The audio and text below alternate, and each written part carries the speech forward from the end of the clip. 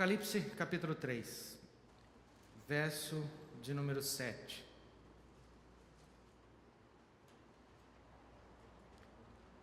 Ao anjo da igreja em Filadélfia escreve: estas coisas diz o santo, o verdadeiro, aquele que tem a chave de Davi, que abre e ninguém fechará, e que fecha e ninguém abrirá. Conheço as tuas obras, eis que tenho posto diante de ti uma porta aberta, a qual ninguém pode fechar. Que tens pouca força, entretanto guardaste a minha palavra e não negaste o meu nome. Eis, farei que alguns dos que são da sinagoga de Satanás, desses que a si mesmos se declaram judeus e não são, mas mentem, eis que os farei vir e prostrar-se aos teus pés e conhecer que eu te amei. Porque guardaste a palavra da minha perseverança, também eu te guardarei da hora da provação que há de vir sobre o mundo inteiro, para experimentar os que habitam sobre a terra. Venho sem demora, conserva o que tens, para que ninguém tome a tua coroa. Ao vencedor, falo-ei coluna no santuário do meu Deus, e daí jamais sairá. Gravarei também sobre ele o nome do meu Deus, o nome da cidade do meu Deus, a nova Jerusalém, que desce do céu, vinda da parte do meu Deus, e o meu novo nome. Quem tem ouvidos, ouça o que o Espírito diz às igrejas. Amém. Todos nós, irmãos, precisamos de modelos. Me parece que quando a gente começa a crescer, uma das maneiras com as quais a gente aprende as coisas é vendo os outros fazer, né? É aí que nós adquirimos algumas habilidades. Modelo é alguma coisa que a gente pode se espelhar, ou alguém, ou alguma coisa com a qual a gente quer se identificar num futuro bem próximo. O primeiro modelo de uma criança criada em família são os seus pais, né? Este trecho da Sagrada Escritura, irmãos, que nós lemos aqui, é uma conversa que Jesus tem com uma igreja. Essa igreja, hoje, a igreja de Filadélfia, né? Ou a igreja da Irmandade Fraternal, né? A igreja em que, cujo nome, né, estando nessa cidade chamada Filadélfia, depois vocês vão entender por que tem esse nome. É uma igreja que não recebe da parte de Jesus nenhuma reprimenda. Para aqueles irmãos que estão aqui conosco hoje pela primeira vez, nós estamos aqui na 6ª mensagem a respeito das igrejas que estão retratadas no livro de Apocalipse. Hoje é a 6ª igreja. Domingo que vem nós vamos terminar essa série de mensagens com a igreja de Laodiceia. Hoje a igreja de Filadélfia, que estava na cidade de Filadélfia. Todas as vezes que Jesus fala com essas igrejas, irmãos, ele tem uma motivação. Jesus, já no primeiro capítulo, versículo de número 5, no primeiro capítulo, se você quiser folhear sua Bíblia, voltar lá atrás, você vai ver que o que está escrito aqui vem da parte de Jesus. Olha o que diz o verso 5, da metade para frente. Aquele que nos ama, que pelo seu sangue nos libertou dos nossos pecados. Aquele que nos ama. Então, Jesus ama a todos os irmãos das 7 igrejas. Porém, algumas Jesus precisava corrigir coisas que estavam acontecendo e que estavam trazendo grande prejuízo para aquelas igrejas, para aquelas comunidades. Jesus fala duro, firme, usa palavras realmente que pesam no coração. Mas se nós entendermos que quando Jesus assim fala, ele tem o objetivo de trazer as pessoas ao arrependimento, com certeza, irmãos, esta palavra vai cair no nosso coração de forma diferente. Eu não entendo que cada igreja dessa representa um período da história da igreja até aqui, desses 2000 anos quase de igreja cristã. Eu entendo que nós podemos verificar essas atitudes dessas igrejas em várias igrejas ao redor do mundo ainda hoje. Igrejas que por algum momento enfrentam dificuldades na área doutrinária, igrejas que enfrentam dificuldades na área do relacionamento, igrejas que enfrentam dificuldades com a perseguição religiosa, igreja que enfrentam dificuldade com a falta de recursos financeiros, igrejas que às vezes têm muitos recursos financeiros, mas perdeu o amor pela pessoa de Jesus. Enfim, nós podemos enfrentar essas circunstâncias em qualquer momento. Mas essas igrejas aqui certamente são as igrejas do primeiro século, que eu poderia chamar também de igreja primitiva. A gente muitas vezes ouve falar assim que a gente tem que ser igual à igreja primitiva, não é verdade? Eu te pergunto, qual igreja? A de Jerusalém? Ananias e Safira está mentindo para o Espírito Santo no capítulo 5. É ou não é? A de Corinto? O pessoal lá tem sérios problemas da ordem de relacionamento, de imoralidade sexual, de liturgia bagunçada, preferência a uns em detrimento de outros. Ou seja, qual igreja? É a igreja que nós temos que seguir, é a igreja que Jesus quer. Então a nossa conversa, meus irmãos, tem que ser com Ele. Qual é a igreja que Jesus quer? Dessas 7 igrejas aqui, 5 recebem reprimendas da parte de Jesus. 2 são bastante elogiadas por Jesus. Esmirna recebe bastante elogio. Porém, Filadélfia recebe elogio e recebe desafios, que é o que nós vamos estudar um pouquinho hoje. Para a gente entender melhor, nós vamos dividir essa nossa conversa em 4 momentos. O primeiro deles, o Cristo desta igreja modelo. Quem é esse Jesus que é apresentado aqui nessa igreja modelo? Segundo, qual é a condição, qual é o momento dessa igreja modelo? O que ela estava enfrentando naquele momento? Quais são as crises que essa igreja tem que enfrentar? E no último momento, como é que Jesus consola essa igreja? Como que Jesus incentiva essa igreja? Vamos lá.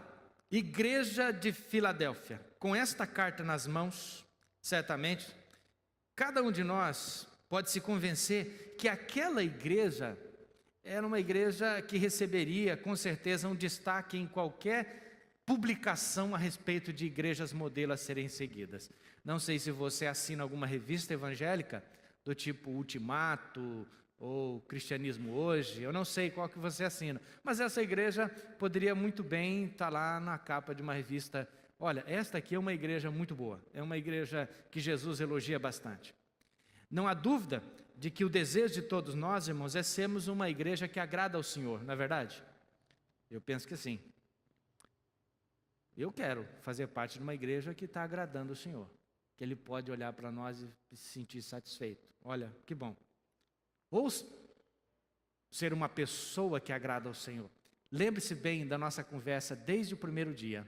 É a ação de cada pessoa que forma, junto com outras, a ação de uma igreja. Se um coração estiver aquecido, junto com outros corações aquecidos, essa igreja também é aquecida.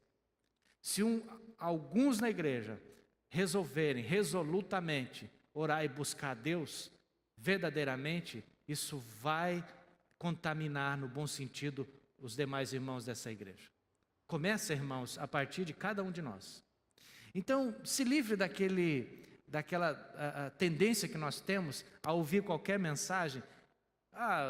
Jesus está falando com a igreja. Está falando com a igreja lá de Filadélfia. Ou está falando com a igreja. E parece que quando eu digo assim, a igreja, eu estou me extraindo, né, da igreja. Não, a conversa é para mim, é contigo. Então, uma igreja que pode ser imitada e também uma pessoa que pode ser imitada. Eu não vejo nenhum problema nisso, o apóstolo Paulo não via nenhum problema, quando ele diz assim, sede meus imitadores, como eu sou de Cristo. É muita responsabilidade, mas podemos e devemos ser uma igreja que agrada ao Senhor, que pode servir de incentivo, que outras igrejas possam também imitar. O Cristo, o Jesus desta igreja, que Jesus retrata como sendo uma boa igreja, uma igreja que pode ser imitada. Esse Jesus é apresentado aqui, irmãos, como aquele que, verso número 7, vem comigo. Estas coisas diz o santo. Estas coisas diz o santo. Ou seja, aquele que é separado totalmente para alguma coisa, mas no caso de Jesus é aquele que está imaculadamente sem pecado algum. É aquele que tem condições de fazer qualquer julgamento. É o Santo de Deus, é o Cristo de Deus. É aquele, irmãos, que olha para a igreja e que sabe realmente do que ela precisa, que tem intimidade com Deus suficiente, que caminha com Deus suficiente, que tem condições de dizer o que precisa ser corrigido. Este Cristo, ele é o santo, ele é o verdadeiro, honestamente, significa que ele é aquele que possui, que não é um mito, que não é um Marte construído, não é uma ilusão, não é uma projeção, não é uma imaginação, não é fruto de nenhum engendramento humano, mas o Cristo aqui é o real. Sobre esse Jesus, o apóstolo Paulo diz claramente lá em Colossenses capítulo 1, no verso 18, ele é o cabeça de todo o corpo, e o cabeça da igreja. Ele é o cabeça da igreja. O princípio, o supremo, o rei de toda a terra, aquele tendo ressuscitado dentre os mortos, agora tem total a primazia ou supremacia. Aquele que é o primeiro em tudo. Uma igreja que agrada ao Senhor, irmãos, podemos aqui com certeza entender que é uma igreja que tem Cristo no centro de todas as coisas. Tudo é por Ele, tudo é para Ele. Tudo começa com Ele. Esse Cristo, além de ser santo verdadeiro, é aquele que tem a chave de Davi, que abre e ninguém fechará, que fecha e ninguém abrirá. O que é que significa isso, irmãos? Esse Cristo aqui sendo retratado como aquele que abre e ninguém fecha, ele está falando a respeito, segundo os estudiosos, de algumas coisas que somente ele pode fazer. E que uma vez que ele faz, ninguém mais pode prejudicar. E a principal coisa que Jesus pode fazer é abrir os corações humanos. Uma vez que ele entra no coração de uma pessoa, ninguém pode arrancá-lo. E se ele também fechar, ninguém pode fechar. Esta expressão, irmãos, aparece lá em Isaías capítulo 22, se você depois pode ler na sua casa, que aqui Jesus diz: eu sou aquele que tem esta chave, eu é que posso colocar alguém no corpo, eu é que posso enxertar alguém em algum lugar, eu é que posso pôr alguém na igreja, eu é que posso, eu é que tenho essa chave. Não é a igreja que tem a chave, é Cristo que tem a chave. Isso aqui, irmãos, me ajuda a corrigir vários paradigmas, especialmente nos dias de hoje. Quando muitos movimentos e igrejas acreditam que eles têm o poder de colocar alguém no céu ou não. Não é a igreja que tem a chave, é Ele que tem a chave, é Cristo. E se uma vez que Ele tem essa chave, irmãos, só Ele pode usar. Cristo age soberanamente nos corações e nas circunstâncias. Um grande exemplo disso, irmãos, está lá em Atos capítulo 16. Não precisa abrir a sua Bíblia. Paulo está na sua viagem missionária, chegando lá em Filipos, ele percebe vamos imaginar que ele fosse num hotel da época, e lá hospedado, começa a ouvir uma canção. Certamente, penso eu, seguindo esta canção, vai lá até num rio. Lá ele encontra um movimento de oração. Lá tem uma mulher chamada Lídia. A expressão lá em Atos capítulo 16 é o seguinte: depois da pregação do apóstolo Paulo, diz: o Senhor lhe abriu o coração. O Senhor lhe abriu o coração. Você se lembra quando que talvez alguns que foram criados no ambiente cristão desde a mais tenra idade, talvez não tenha esse momento em que não se lembra exatamente quando se converteu, quando se voltou para o Senhor. Eu entendo perfeitamente isso.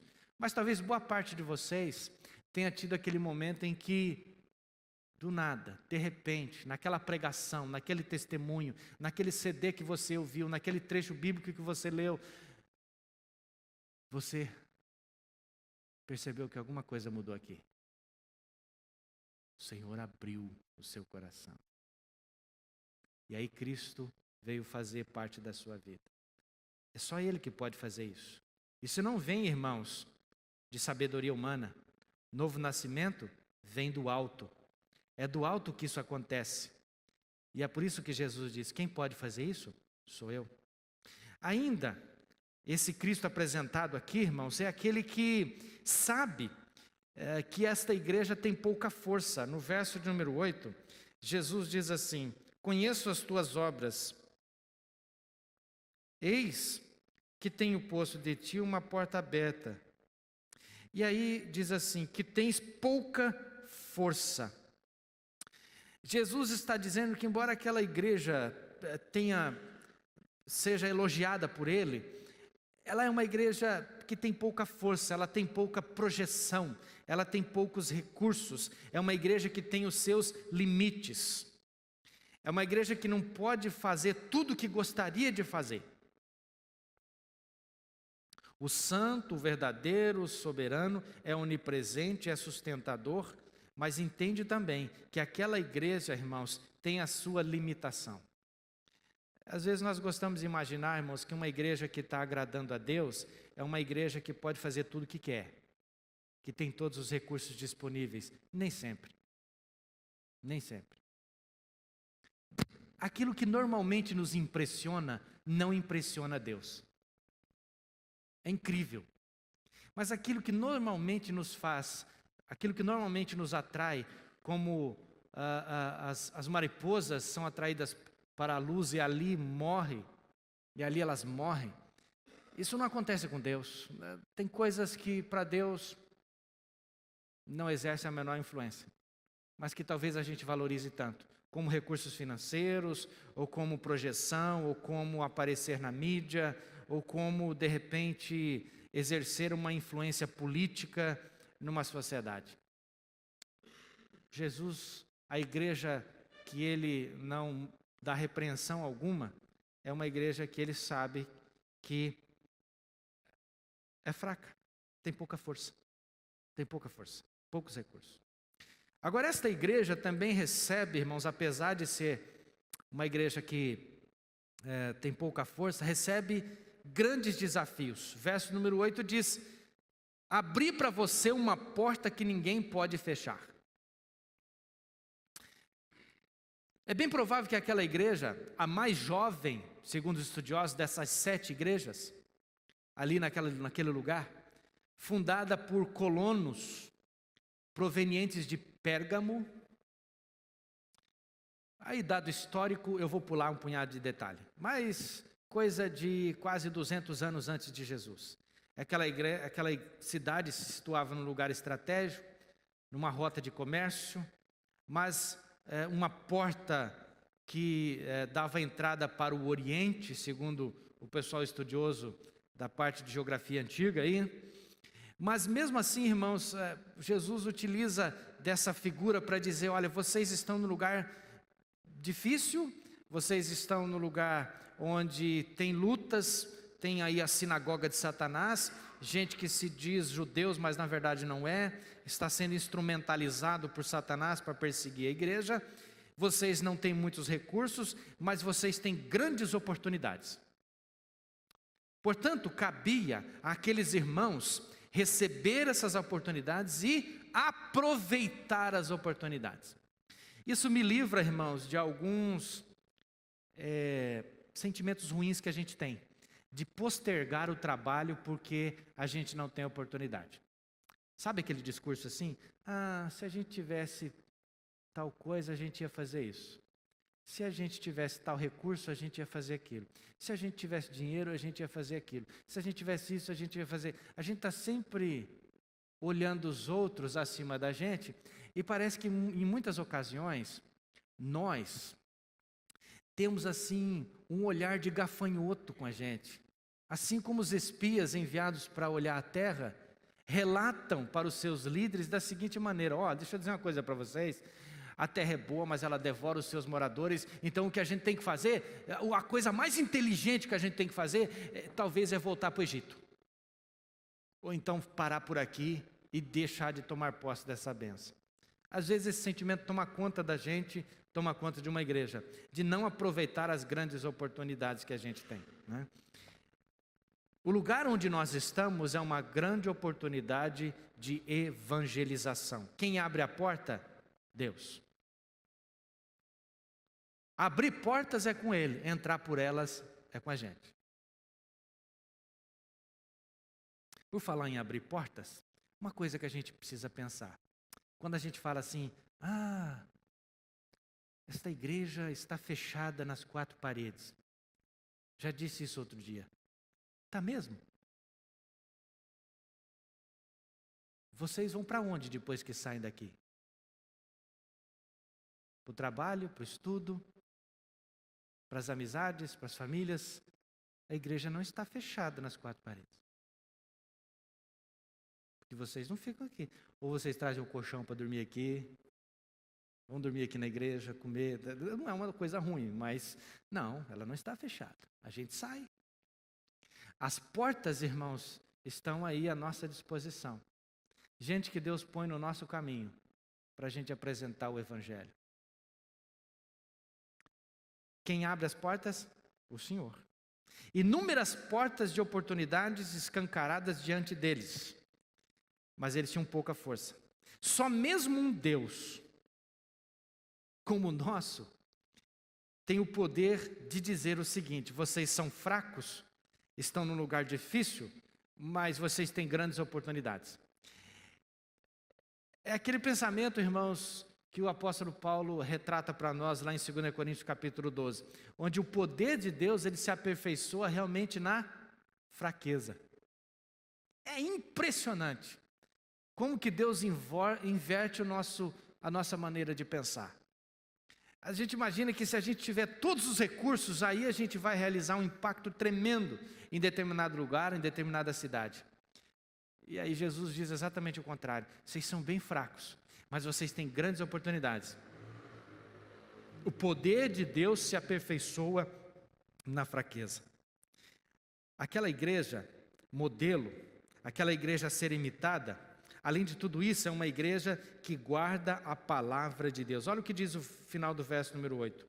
Entretanto, guardaste a minha palavra e não negaste o meu nome. Não negaste o meu nome. Significa que em algum momento aquela igreja precisou dizer não a alguma coisa que viesse a fazê-la negar o nome de Jesus. Em algum momento aquela igreja, e provavelmente pelo contexto do verso 9, em algum momento sofreu uma perseguição e que ela precisou dizer, olha, nós somos de Jesus, adoramos a Jesus e vamos com Ele até as últimas consequências. Pode fazer o que vocês quiserem com a gente, mas a nossa fé nós não vamos abrir mão. Guardou a palavra, não negou o nome do Senhor. Fracos, mas fiéis. Fracos, mas fiéis. Capazes de, em Deus, enfrentar toda e qualquer adversidade. É importante, irmãos, que no mesmo contexto que Paulo escreve a respeito desse poder que se aperfeiçoa na fraqueza, Paulo diz também que é possível que nós, e ele utiliza a figura do perfume, nós, mesmo que levando no corpo o morrer de Jesus, podemos exalar o bom perfume, ou o perfume da vida, ou perfume da vida. É uma igreja que optou, irmãos, por fazer diferença, mesmo com a sua fraqueza. Uma igreja que optou a fazer diferença mesmo com a sua fraqueza. Uma igreja que optou ser fiel. Uma igreja que não abriu mão dos seus princípios, mas resistiu às pressões. Do verso 9 em diante, aqui é descrito para nós algumas dificuldades que aquela igreja enfrentava. São agora as crises que aquela igreja tem que enfrentar. A perseguição acirrada dos falsos mestres. Gente que era habitação de Satanás. É utilizado aqui a palavra sinagoga, irmãos, porque dentro de cada pessoa, na verdade, quem estava sendo contemplado, quem estava sendo adorado por cada pessoa que perseguia a igreja, era Satanás. Mas eles estavam, irmãos, de certa forma, parecidos como gente zelosa. Por isso se declaravam judeus, mas eram mentirosos. E olha o que Jesus fala para eles: eu farei com que eles se prostrem diante dos teus pés e conheçam que eu te amei. E conheçam que eu te amei. Veja essa última frase. Jesus, o Cristo Santo verdadeiro de Deus, em um momento vai fazer com que aquelas pessoas se prostrem diante de quem eles perseguiram. Se prostrem diante de quem eles perseguiram. Por quê? Porque Jesus ama. Ele ama a sua igreja. Ele amava a igreja de Filadélfia. Ele ama quem é fiel, mesmo sendo fraco. E no devido momento, ele vai fazer a justiça. E aqueles que perseguiram vão se prostrar diante da igreja a quem ele ama. Verso número 10, Jesus continua seu elogio, dizendo que eles eram pessoas perseverantes, guardavam a palavra da perseverança. E ele, Jesus, também o guardaria na hora da provação, que há de vir sobre o mundo inteiro, para experimentar os que habitam sobre a terra. Aqui, irmãos, me vem uma reflexão que nos cabe pensar um pouco mais. Qual é o objetivo da provação? Qual é o objetivo? É mostrar, revelar, trazer à tona quem é e quem não é. Eu não sei quanto a você, mas a mim isso me parece bastante inteligente. É nos momentos de dificuldade que realmente a nossa fé aflora, ou não. Enquanto tudo está bem, irmãos, você já parou para pensar que muitas vezes a nossa vida tende a entrar num determinado equilíbrio e a gente relaxa um pouco com as coisas?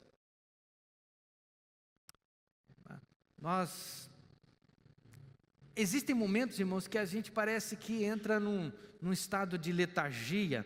Eu creio que com a igreja de Laodiceia, no domingo que vem, vocês vão aprender um pouco mais sobre isso. Quando as coisas estão estabilizadas, a tendência da gente, irmãos, é relaxar na comunhão com Deus, relaxar na evangelização, na vocação que a gente recebeu para alcançar o perdido.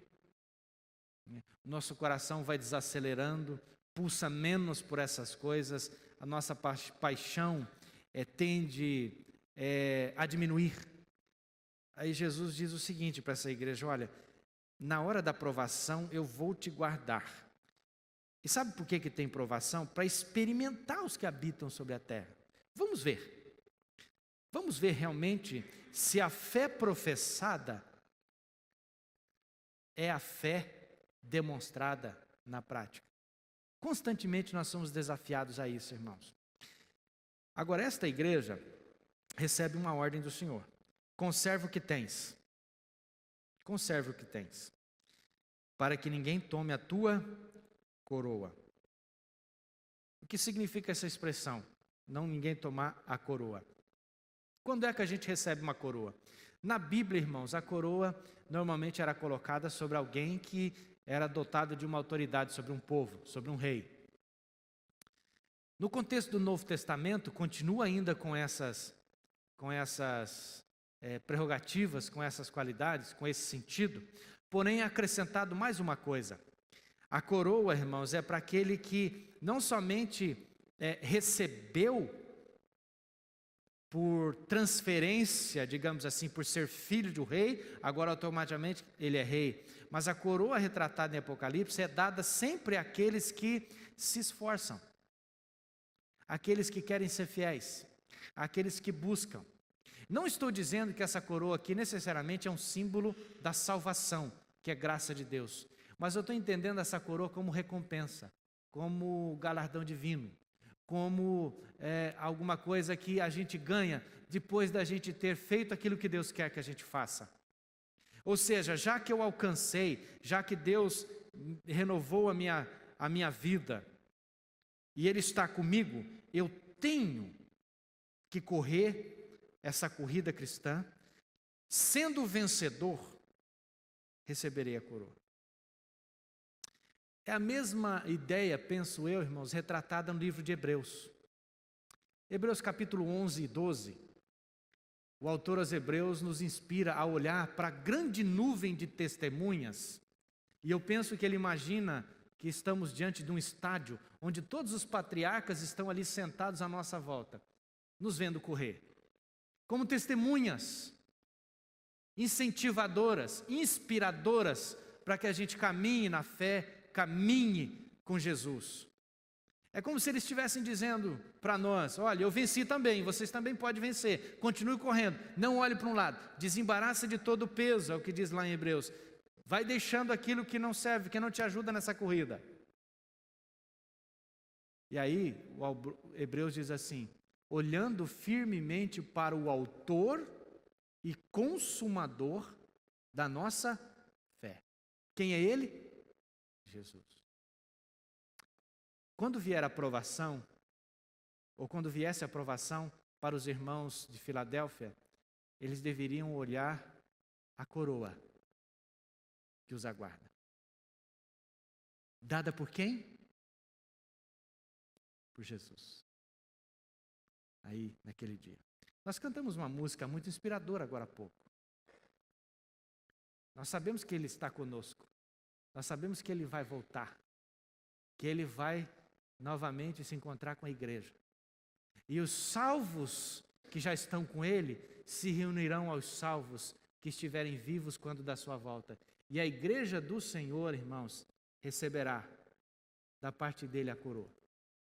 Por isso que Jesus diz assim: olha, conserve o que você tem. Que ninguém tome a sua coroa. Continue na caminhada. Ao vencedor, tem coisas aqui muito impressionantes. Ao vencedor, falo-ei coluna no santuário do meu Deus. Coluna no santuário do meu Deus. O que isso significa? Coluna é um instrumento, uma estrutura que segura um peso. O vitorioso se tornará coluna no templo de Deus. Ou seja, pode vir catástrofe, pode vir o vento, pode vir abalo, mas essa coluna estará ali.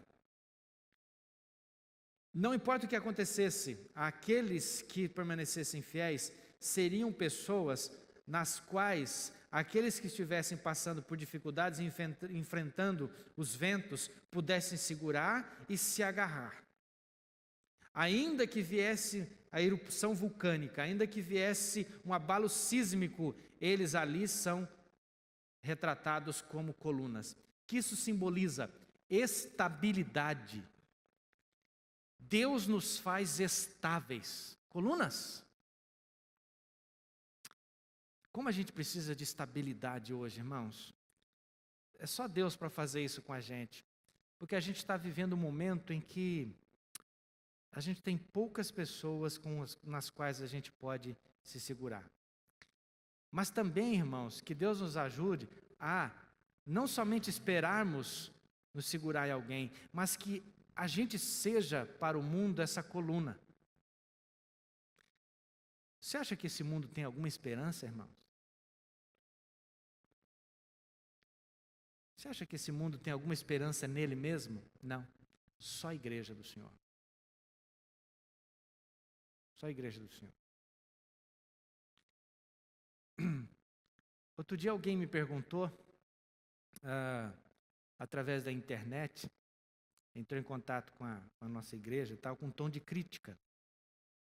E foi até meio mal educado, mas deve ser esses um que fica lá desavisado, sem fazer nada e fica encontrando, né? Mas aí, conversei com ele um pouco, ele falou assim, sei que ele falou bastante mal da gente lá, tá, a respeito dessa questão financeira, né?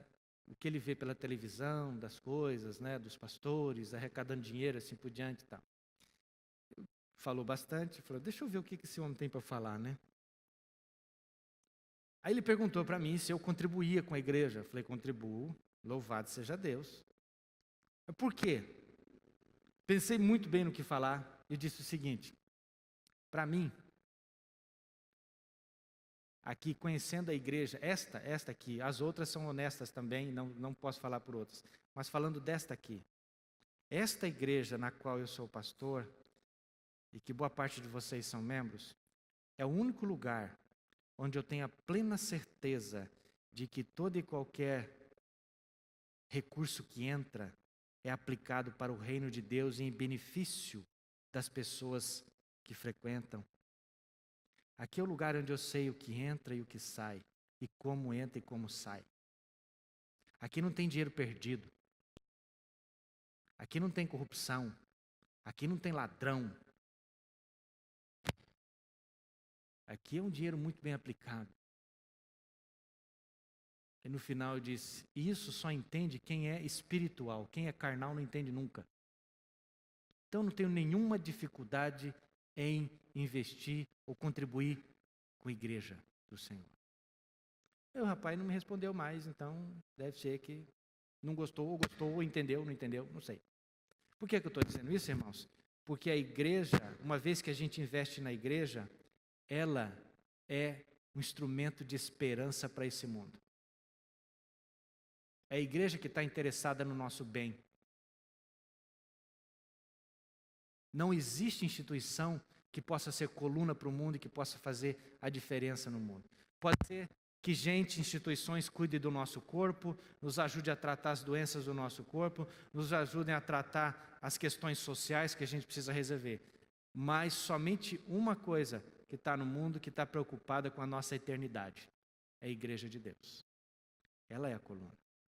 A outra coisa aqui, irmãos, que Jesus diz para esta igreja, que incentiva essa igreja, que anima essa igreja, é que o nome daqueles irmãos será coluna no santuário do meu Deus, e daí jamais sairá, e gravarei também sobre ele o nome do meu Deus. Gravarei sobre ele o nome do meu Deus. Tudo que a gente coloca o nome, irmãos, é nosso.